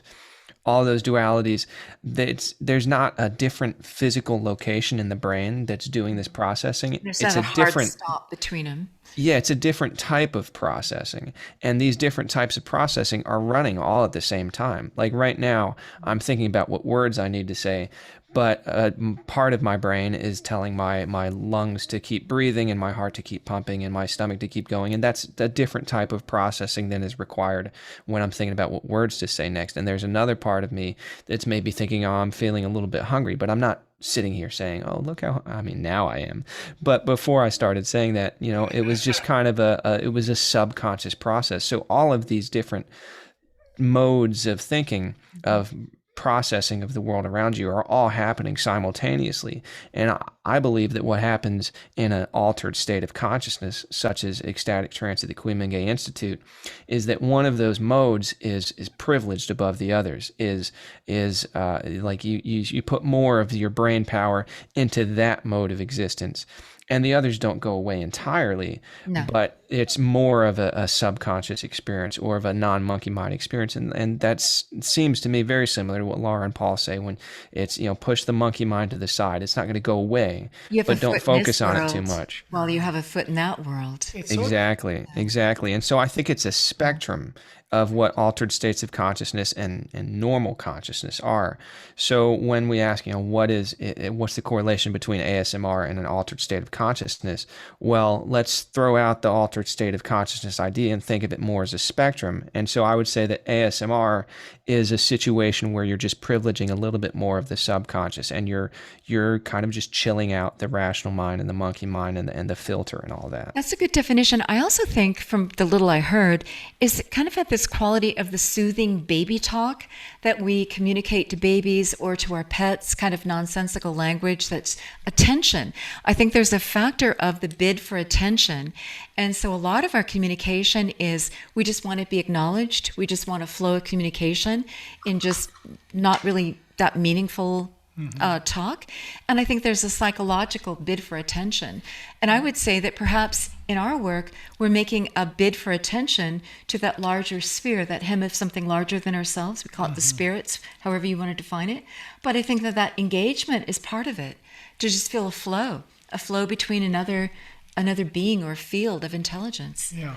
And coming back to Fred's original question too, which is the one, like you said, the most critical one of all, which is very difficult to define because of the orientation to the cultural information experience. I think what Dr. Goodman was looking for was something generic enough that can go across. She was looking for the optimal bell curve. That the same way that she approached ritual and trying to simplify it down to its simplest and removing cultural Open the overlay, door. trying to find something. So drumming. Yeah. You can't go wrong with drumming. No. Rattling is the next thing. She had an orientation because of her love for New Mexico. The rattle and all of that impacted her personally. They're handy instruments that work universally. But also we noticed that there are some postures, we work with over 100. Some really demand the drum. Some are better with rattle. It's true. It's interesting too. There is that too. Yeah, that's true. So, let me just ask one other thing, or maybe it's not a question, but maybe a comment. I don't know. But Lawson, your work is absolutely wonderful. And but as far as this question of the relationship between ASC and ASMR, but I think you're absolutely right that ASMR is not by itself a predictor of an ASC, nor in any way, but it may help generate one under certain conditions. And those certain conditions would be a couple of the additional elements. One would be ritual. Where you're within a certain context, within a certain group, where there's a certain participatory resonance going on around a room or an altar or something like that. And then there's the posture. So all of these four things I think are important to bring about a more or less predictable ASC. Whereas if you had hate beak or Chinese pentatonic music, the quality of it would be totally different, but you could still have the ASMR have its really necessary role in bringing the mind into some kind of internal coherence. Yeah. But, we call a ritual a set of steps that the body mind brain reads as cues. So it's all of the steps together that create a safe container and like a ritual gestural language, like a sign language, to tell the subconscious or the whatever it is in the body, oh, these are cues. And we're wondering if it just goes back so far that it's universally embedded in our DNA or our ancestral memory. Right? It's like a chicken and egg question. Did they develop it because it's there, or did the development put it there, or both? Did it accentuate it through time? Did it change our DNA response? Is it putting something? Like a bird dances in a mating dance, and the other birds know that is a signal for the mating dance. Their hormones in the season are primed for it. They maybe it's culturally relayed, like some things are among the species, or maybe it's instinctively there. All good points. There's the DNA that we say that we have the DNA for this, but we also need the cultural DNA that was lost through time but revived in order to awaken that, so that we understand in the safe context of the culture and its long history, this covenant between this world and that world, this long history. So it needs all of it. As you point out, Fred, it needs the ritual as the container with the time-tested and trusted relay of our ancestors and its safe use. I think that's how we understand it. I think you're right on. I got two thoughts I want to share. The first is in response to what Laura just said, and then back to Fred. But what you were talking about with the birds dancing, that's making me think of an example from prairie dogs, actually, that I read about in a book that was about evolutionary psychology, and it was this little tangent that the author went on to, where he talked about how prairie dogs teach younger prairie dogs to hunt scorpions. And the way that they do it is that when it's a really young kid prairie dog that they're teaching, they do go through the process of dismantling the tail, the stinger, and killing the scorpion, and then they just give it to the kid to get them used to liking scorpions and looking for them as a source of food. But then when it's a sort of maybe an adolescent prairie dog, if you can have such a thing, instead of going through the process of taking down the tail and then killing it and giving it to them, they dismantle the tail. They make it inactive so that they can't sting, but they let the adolescent prairie dog go through the process of actually finishing off the scorpion itself. And then when it's basically, your 18-year-old scorpion ready to go off into the world and get a job and all that for the first time. No, prairie dog. Yeah. Oh yeah, prairie dog. My bad. They let the prairie dog have the scorpion without doing anything to it first. They let it learn how to take on the tail and then how to get past the claws and kill it and do all the process itself. And so they gradually kindergarten to college. Exactly, and they gradate it. And the way that they do that isn't that the prairie dog sitting there saying, I think it's time for my son Jimmy the prairie dog to finally have a chance at taking on a fully armed scorpion. Actually, what happens is that in their DNA, they're coded to recognize the sound of a younger prairie dog and of a middle-aged young prairie dog and of basically your 18-year-old prairie dog. And they react to that sound when it's time to feed them. If they hear the sound of a little kid, then they go all the way through and kill the scorpion and they give it to him. If they hear the sound of an 18-year-old prairie dog, then they just let it at it by itself without disarming it first. And so it is coded into this prairie dog's DNA to have certain behavioral reactions, very complicated ones, in response to different types of different sounds of a prairie dog squeaking or whatever it is that they do. And so I think that it's definitely, if that's happening in prairie dogs, I think we're it's mammals too. Yeah, I think it's definitely possible that we've got some sort of sounds that are encoded into our DNA that we react a certain way to. Or it could just be something about the sound and how it's processed. There's a lot of different options, and it's going to take a lot of research to figure out, what is it? Evolution equips us with a particular landscape that we fill in culturally that can be there as a baseline, but also culturally appropriate to our environment and what its needs are, and everything is adaptable to that. But that equipment exists within us, and the cultural continuity is so important. So here we are recreating a lot of what we've lost over time, I think. Yeah. And about what Fred was asking about, talking about the ASMR and the ASCs, I think ASMR. There's a culture, there's like a subculture that you can refer to as ASMR, which is where people specifically seek out just that sensation by itself and the calmness that comes with it. And some people say that they actually get physically healed just by sitting in that state and watching these YouTube videos. And so that culture of just seeking out these videos and only seeking out that level of experience, I think that is itself its own type of altered state of consciousness. And I kind of conceptualize it as a level of altered states where, like, you can have what happens at the Cuyamaga Institute, where people launch into these incredible experiences, either where they see things or where they just get these messages downloaded that are incredible and profound. Or I think what ASMR is that you kind of you step onto the threshold of being able to launch into that space or into another space or wherever you want to go, and then you just kind of stay at the threshold and you just stay there and sit in that experience for a while is how I think of what's happening with ASMR. And that's not in like a scientific empirical way, but more in I guess a philosophical conception. But that's kind of how I think that they relate. And there's a lot of research that seems to indicate that some of what's happening in ASMR is similar to what happens when somebody gets hypnotized. And so, for example, if maybe people are just getting hypnotized by this and just staying there, and in hypnotherapy, the therapist would then give them ideas, like, for example, they would tell them, you don't like smoking, and so that then they would wake up and the person, Programmable. yeah, exactly. Except in ASMR, it's like they get into that state, and then they sit. They're not hit with these new programmings. And in fact, actually, maybe sometimes they are. For like that video that we just watched, the Not what ASM you want to artist. downput. Well, but that ASM artist was trying to, perhaps, maybe they were even literally trying to help people get better at making decisions, because, a lot of people my age these days are very anxious about decision making and stuff like that. And it can be very stressful.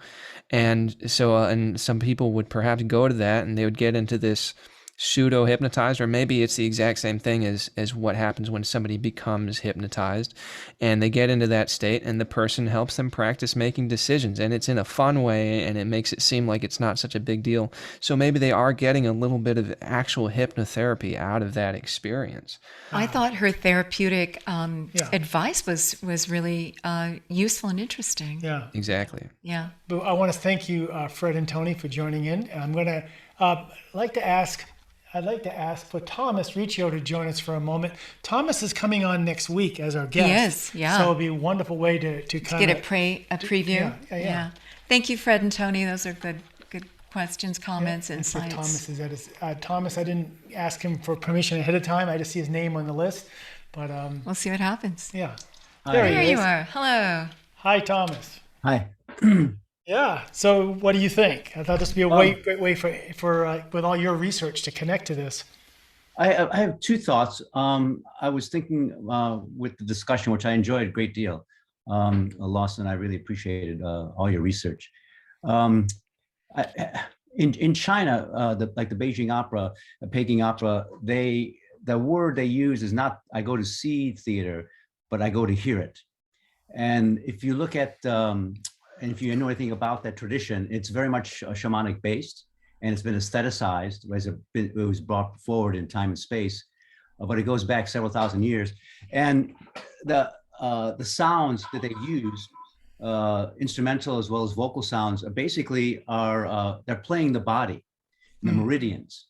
And so they basically their sounds sync to different emotion centers within the body.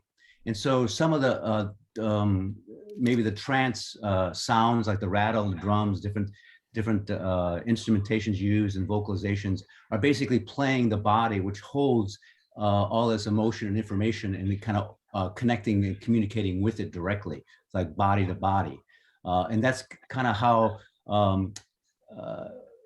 in the cultures I've worked in, that kind of like is maybe a general understanding of how they communicate.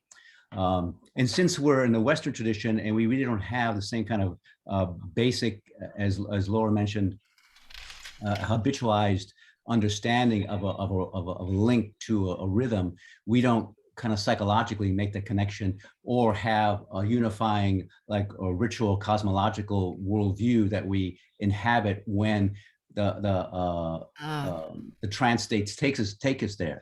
So we're kind of like bereft of that.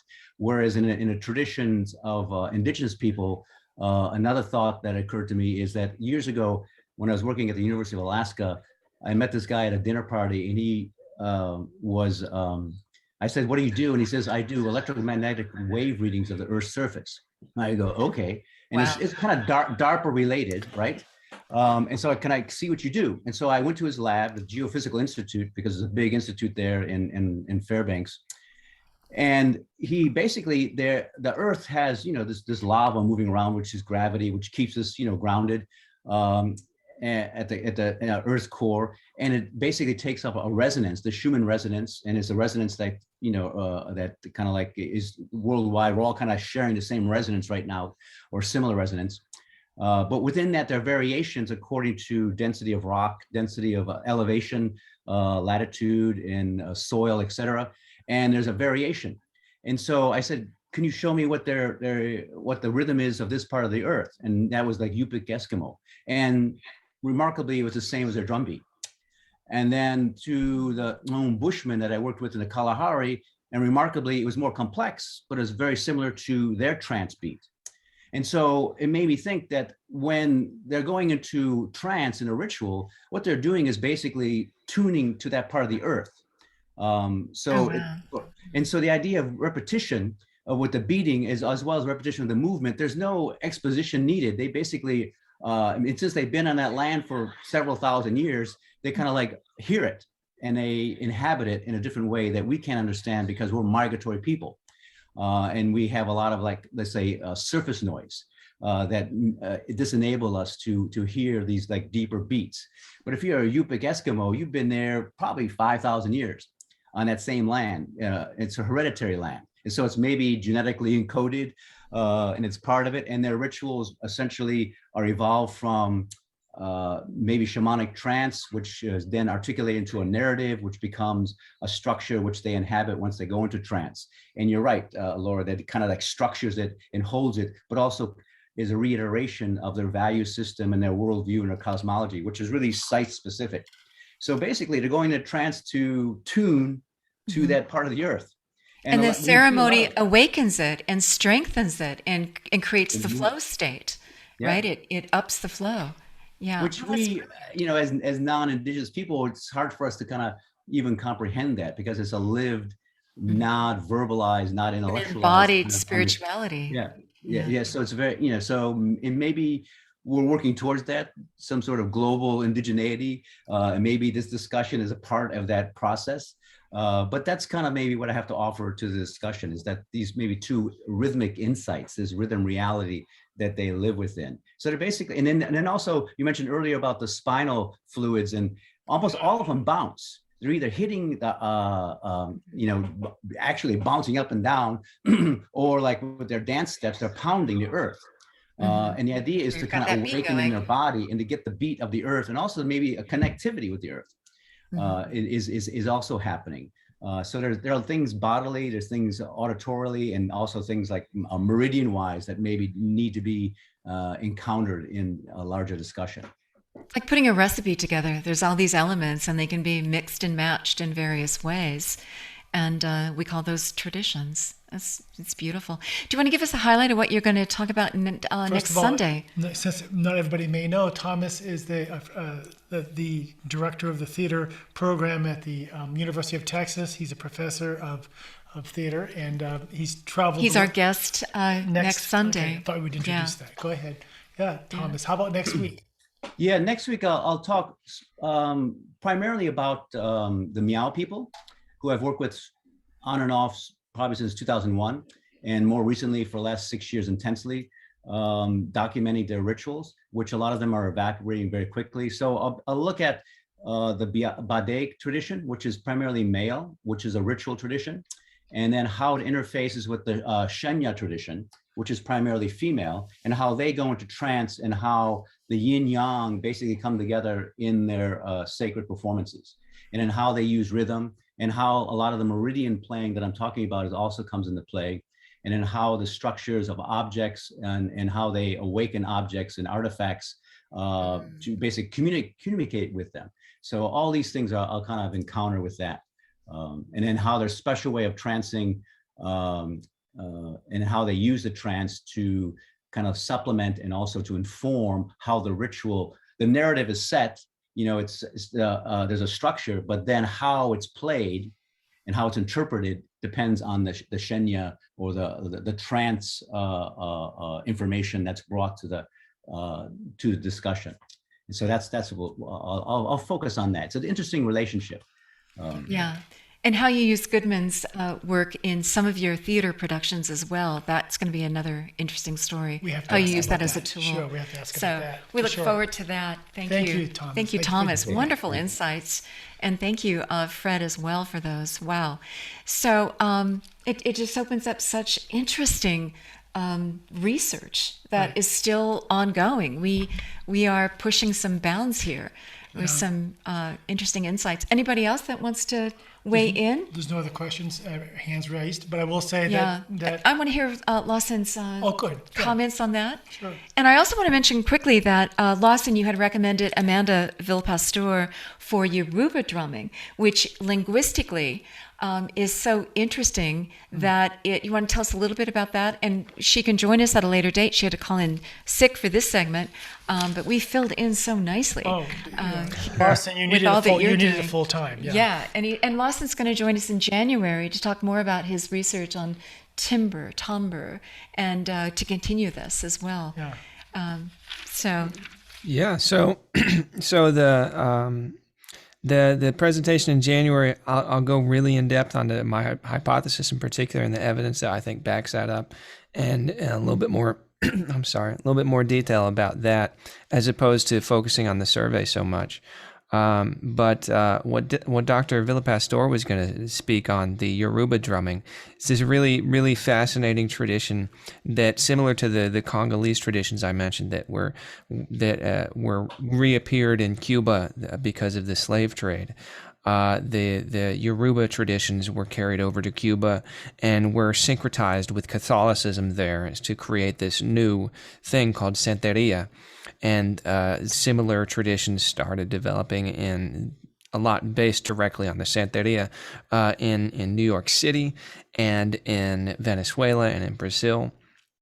And so it's this really widespread thing, but actually back in Nigeria, there's a particularly interesting part about it, because the Yoruba language is a tonal language. Unlike a lot of tonal languages I've heard about, like Chinese, where within a syllable there's this change in pitch and that defines the syllable's meaning.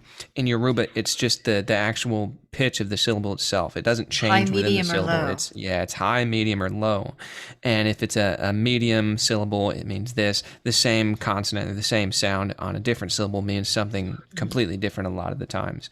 And so, because the language is structured that way, they can actually recreate the language on drums by playing high, medium, or low pitches on the drums. And so there's this concept of the wood that talks, which is a way that some people refer to the Yoruba deity-like character Anya, or Ayan is what the deity is called in Nigeria.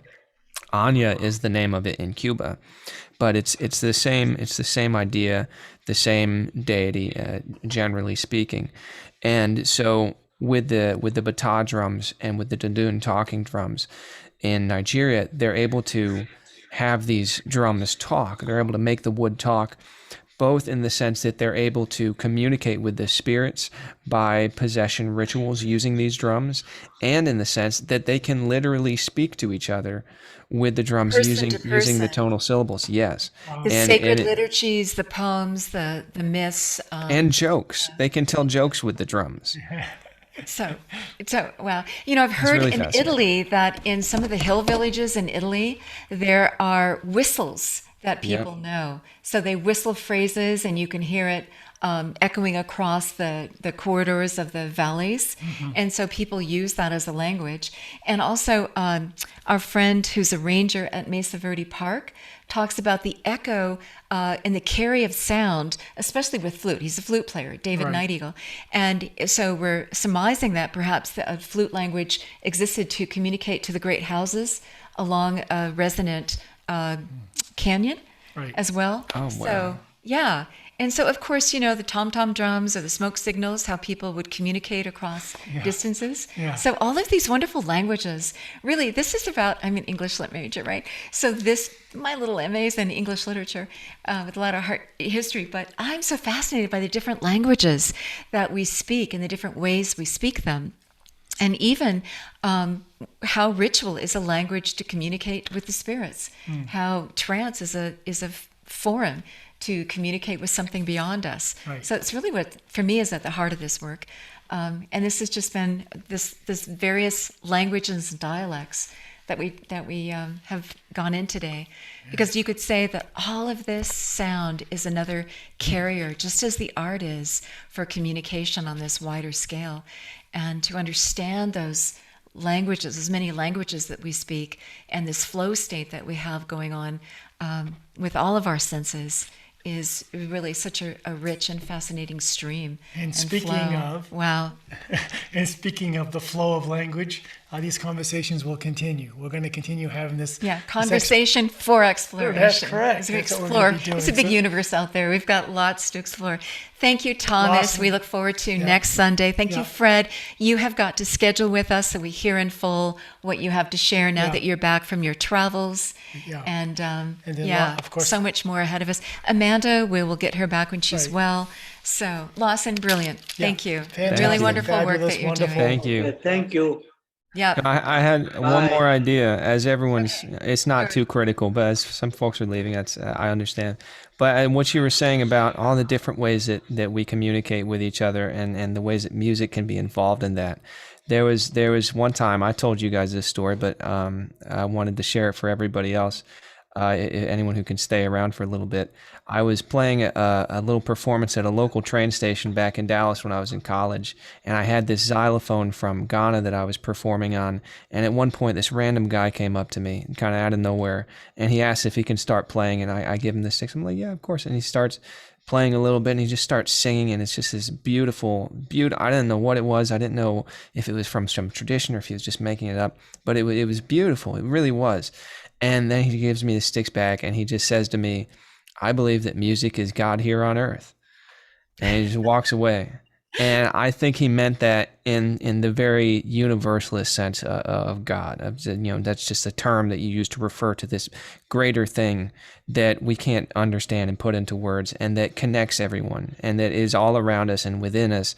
And if as he's saying, music is God here on earth, if music is used to communicate between each other, it's what connects us. So in a very literal sense, I think that he was saying that the same thing that you were saying about the ways that it can bring us together and the ways that we can communicate through it and all of that, because I thought that was cool. Well, I thought that was pretty words, cool. We're going to hear how God is here on earth, and it's through sound that we can hear and engage on that. And it's so important. I appreciate what Thomas is doing, what Alex Vanden Heever was doing with tracking, with Steve Thomas to do with documenting how the star navigation across the oceans, all of these folks that are what Christine and Todd Van Poel are doing, everybody is documenting and researching and understanding these many, many, many languages and traditions, because it's such a beautiful library of and how we interspecies communication, all of those languages, all what the naturalists and the biologists are doing. It's just such a rich symphony. And that's one thing that is so prevalent in our trance states, is to just get that sense of the spirits, wherever you want to define it, showing us that the whole universe is in communication, that the whole universe and everything is singing in this symphony, and us as well. And it's such a glorious way to understand this creation and all of its beauty and glory and majesty, and then we're a part of it. And that is the ecstatic state, to say we're all one and we're all singing and it's all glorious, and hallelujah. So thank you. I want to mention a couple of new additions to our lineup. The day after Christmas, you must join us, because we're going to have a visit with David Elkington. He's going to bring more soundscape for us of the ecstatic and divine sense. David is always so entertaining and joyful and fun. So put that on your calendar, and we have much, much more in store for us. So join our community and hang out with us on these. I love these conversations. You never know where they're going to end up. We know where we start, but we never know where we're going to end up. But it's always wonderful. Always Thank you. more questions, for sure. Yeah. I was also wondering if I could take a page from Paul's book and give a little musical offering at the end of this, even though we didn't invite the spirits in specifically. I thought it would be fitting. Thank you, Lawson. Yeah, well, thank you guys. So I'm gonna play the Mbira that you saw earlier from Zimbabwe. This is something I've been practicing for 4 years now, a little bit over 4 years. So I've gotten okay at it. And I think one of the things in particular about this instrument that's really fascinating is that you see it's got these keys that make kind of a normal tonal sound. But it's also got these buzzers at the bottom, these beads that are attached. Sometimes they're seashells, sometimes they're bottle caps. Like you literally see Coca-Cola bottle caps on some of them.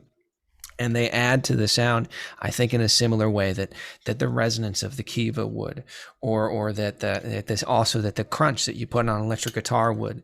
And sometimes I play it for people and they say, dude, your instrument's broken. It's making this rattle sound. I'm like, no. Listen closer, open your ears, open your heart, and you'll hear that Listen it's with your supposed to inner be there. ears. Exactly. Yeah. And so I'll play a little bit on this really quick. Let me just adjust the microphone for a second so you can hear it pretty well.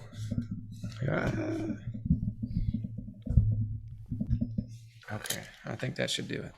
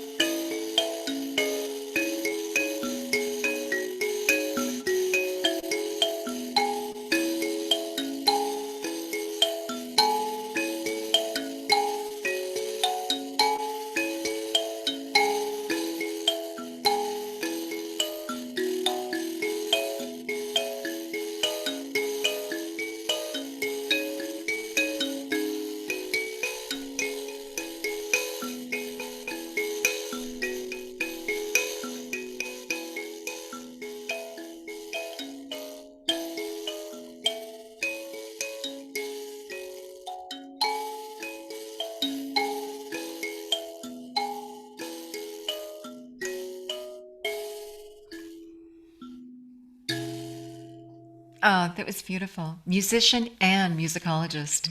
Well, yeah, of course. Yeah. Lawson Malnory. Thank you.